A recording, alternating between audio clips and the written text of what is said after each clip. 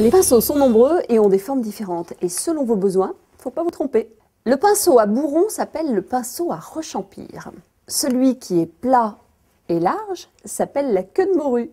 Et le très large, très plat, c'est le spalter. Pour peindre les bords, les coins des fenêtres ou des meubles, il vous faudra utiliser le pinceau à bourron, c'est-à-dire le pinceau à rechampir. Pour les surfaces un peu plus grandes, ce sera la queue de morue ou alors le spalter, mais encore le rouleau. Attention, petite précision, le rendu ne sera pas exactement pareil. Pour un aspect uniforme, le truc, vous passez au rouleau et la dernière couche au pinceau.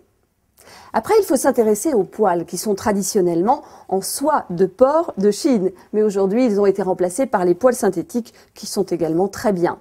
Les poils, c'est un peu comme un cheveu. Ça se termine en pointe, un peu fourchu, et cela pour mieux retenir la peinture.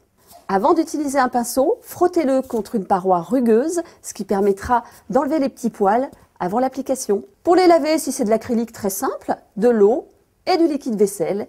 Et puis, une autre astuce de feignant, celle-là. Entre deux couches de peinture, pour ne pas avoir à les laver et les sécher, eh bien, vous les emballez dans un sachet plastique. Comme ça, ils ne sécheront pas et vous pourrez les réutiliser le lendemain.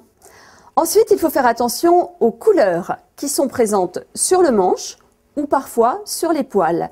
Le rouge signifie peinture glycéro.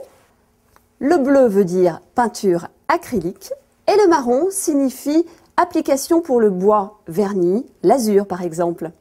Très pratique, il y a toujours sur les manches un petit trou qui permet de les suspendre afin de ne pas écraser les poils.